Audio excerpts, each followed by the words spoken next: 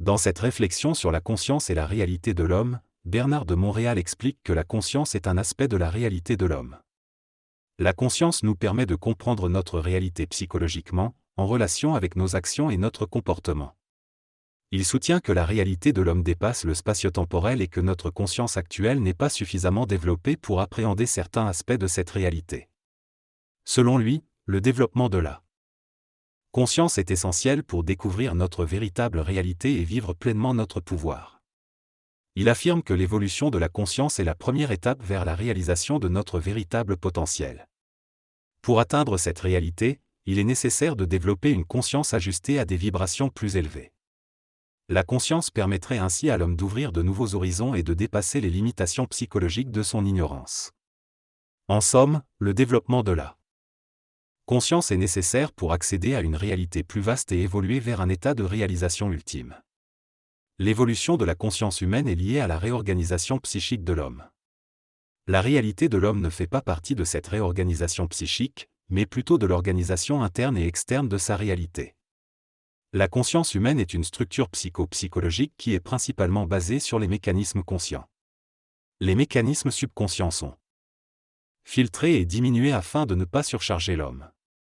Pour évoluer, l'homme doit développer sa conscience et être capable d'absorber graduellement une plus grande dose d'énergie en provenance des plans subtils de sa réalité cosmique. La conscience est essentiellement une forme d'intelligence créative chez l'homme qui permet de gérer cette énergie. Il faut un centre de conscience pour canaliser cette énergie et la manifester sans affecter la conscience humaine.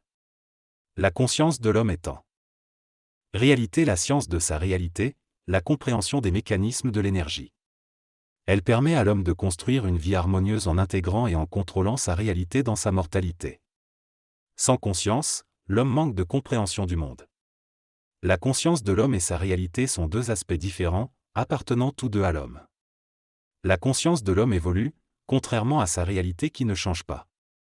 La conscience de l'homme est soumise à sa réalité et s'ajuste à cette réalité au fur et à mesure de l'évolution de l'homme. Pour atteindre sa réalité, l'homme doit passer par le développement de sa conscience.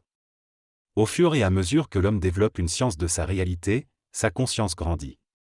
L'homme qui se conscientise comprend progressivement ce que cela signifie, tandis que celui qui a atteint un équilibre entre conscience et réalité sait que le développement de la conscience nécessite un équilibre entre la réalité cosmique et la réalité mortelle de l'homme. La conscience est une étape de la réalité de l'homme. Selon l'auteur, il existe une étape dans la conscience humaine qui coïncide avec la réalité matérielle, mais qui est également liée aux aspects spatio-temporels de notre potentiel expérimental et scientifique.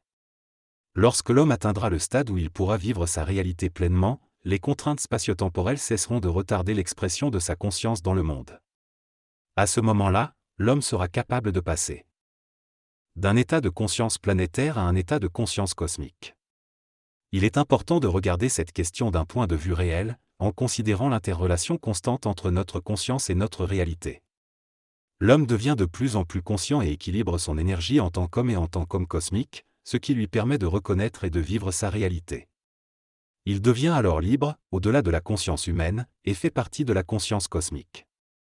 La conscience planétaire coïncide avec la conscience de l'homme, tandis que la conscience cosmique coïncide avec sa réalité. Pour que l'homme puisse vivre et reconnaître sa conscience cosmique, sa conscience planétaire doit s'étendre, s'ajuster et se perfectionner.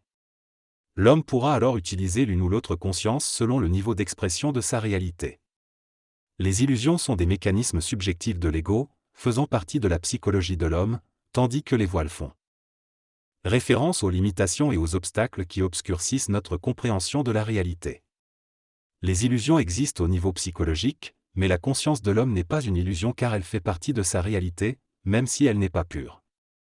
La conscience de l'homme peut être considérée comme une illusion lorsqu'elle n'est pas pure. Cela signifie que sa conscience est limitée et contient des illusions qui sont intégrées à sa réalité subjective. Cependant, au fur et à mesure que la conscience grandit et s'épure, ces illusions disparaissent. Lorsque la conscience est très épurée, l'homme peut percevoir les voiles qui font partie de sa conscience cosmique.